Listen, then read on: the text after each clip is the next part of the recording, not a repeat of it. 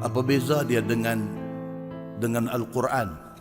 Al-Quran makna daripada Allah, lafaz daripada Allah. Hadis Qudsi makna daripada Allah, tapi Nabi olah balik dalam bahasa Nabi. Makna itu mai kepada Nabi sama ada dalam bentuk ilham. Nabi dapat ilham daripada Allah dan Nabi beritahu, dia jadi hadis Qudsi.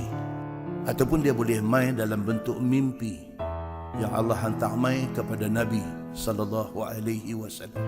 Apa beza Al-Quran dengan hadis Qudsi? Beza dia, Al-Quran boleh dibaca dalam semayang, hadis Qudsi tak boleh.